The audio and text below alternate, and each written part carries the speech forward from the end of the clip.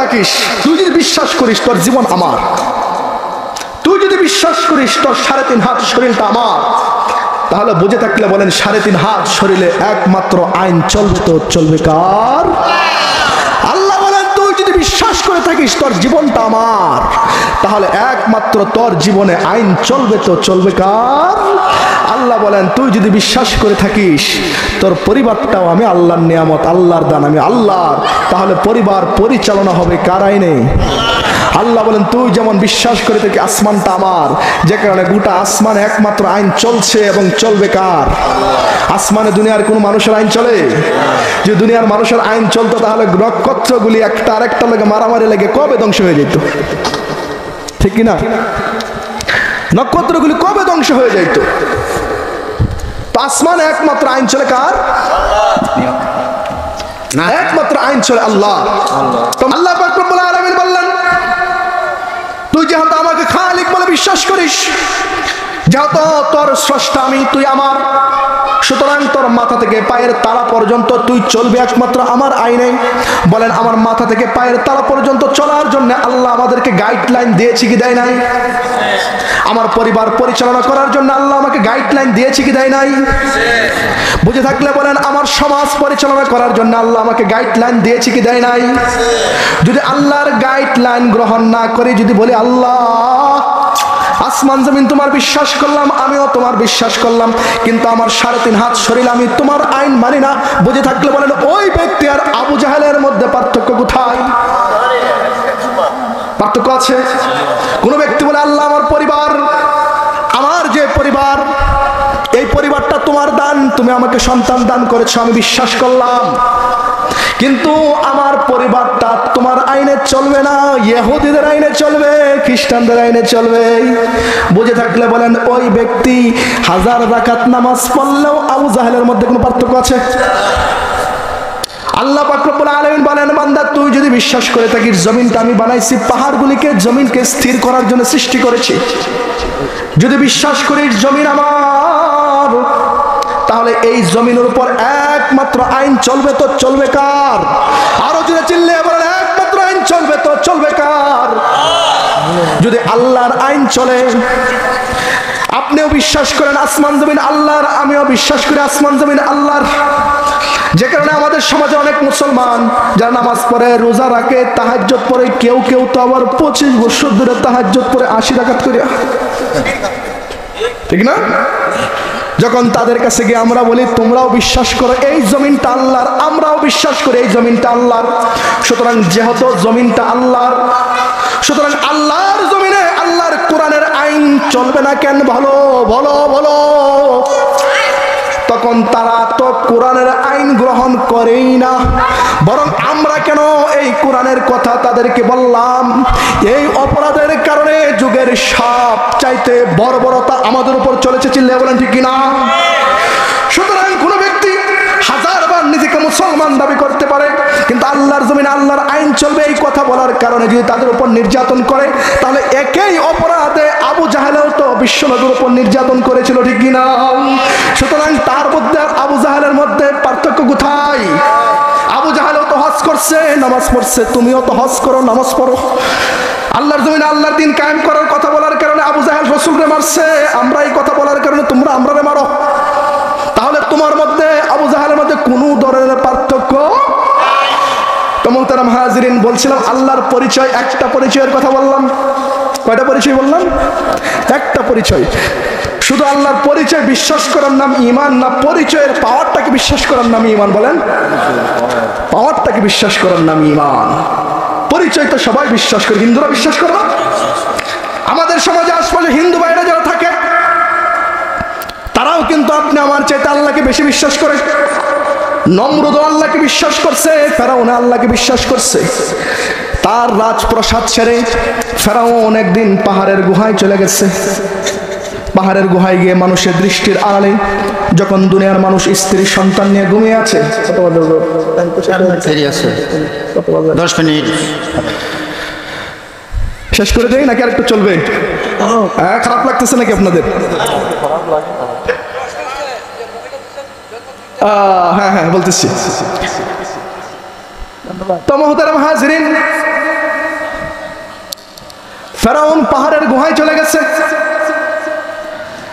গিয়ে আল্লাহর কাছে হাত উঠে দোয়া করে, আল্লাহ ইয়া মালিক, দীর্ঘদিন ধরে বৃষ্টি হয় না, দুনিয়া শুকায় গেছে, জমিনগুলি ফাইটা গেছে, আমি তো আমার গেট আপ ঠিক করার জন্য নিজেকে খোদা দাবি করছি, কিন্তু আমি তো জানি বৃষ্টি দেওয়ার ক্ষমতা আমার নাই, বৃষ্টির মালিক হলেন তুমি, কারণ জমিনটা তোমার মালিক।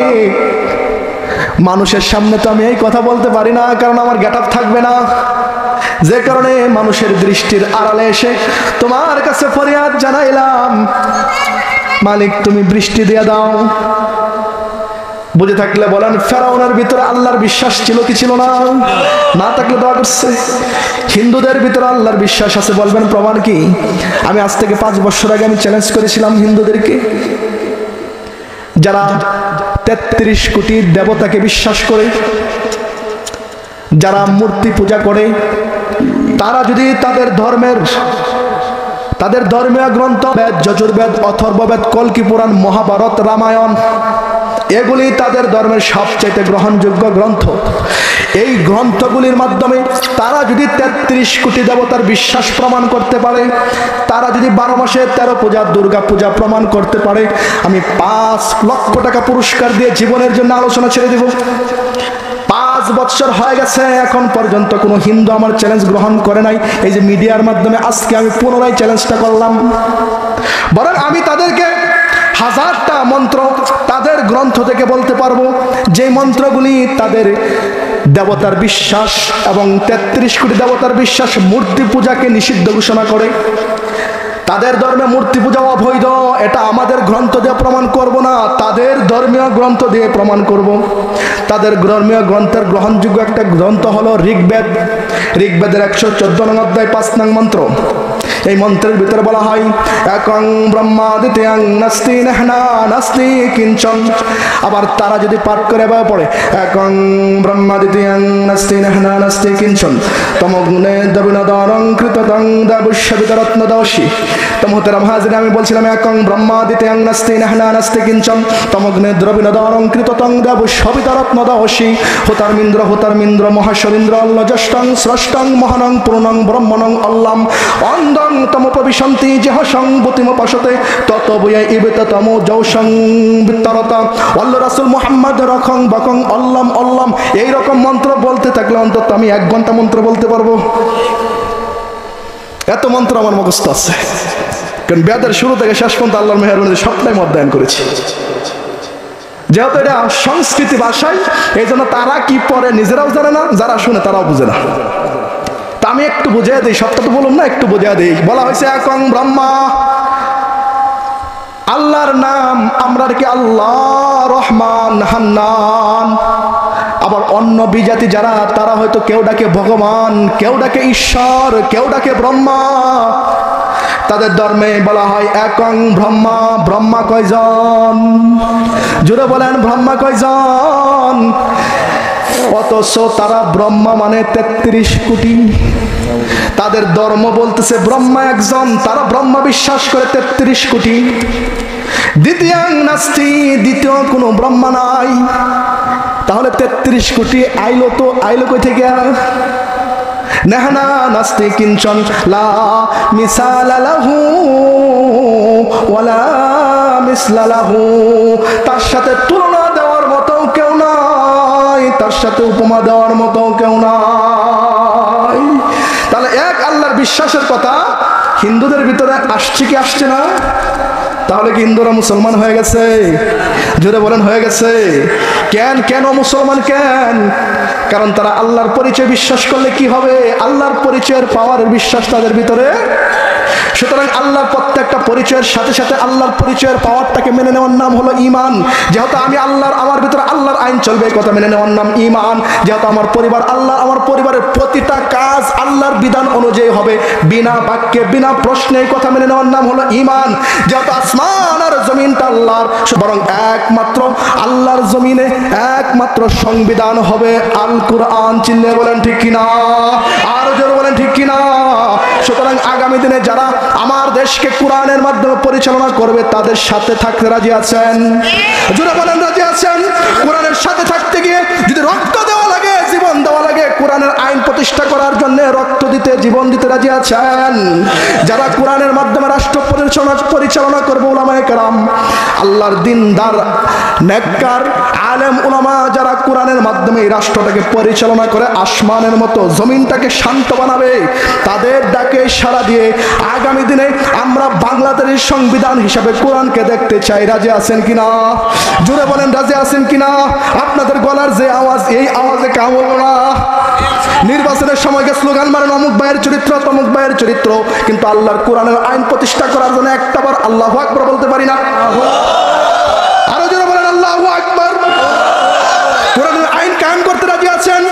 তাহলে কোরআনের আলো, আল কোরআনের আলো প্রতিটা ঘরে, প্রতিটা ব্যক্তির কাছে আমরা কোরআনের আলোকে পৌঁছে দিব। এটার নাম হলো ঈমান। এখন প্রথম ঈমানে যদি সমস্যা থাকে তাহলে তাবলীগ সৎ আমল দিয়ে কি হবে বুঝেন নাই? যে কারণে ঈমান দিয়ে কথা বলছিলাম, প্রথম হলো আল্লাহকে বিশ্বাস করা। কাকে বিশ্বাস করা? সুতরাং আল্লাহকে বিশ্বাস করার মানে বুঝছেন তো? আল্লাহর প্রত্যেকটা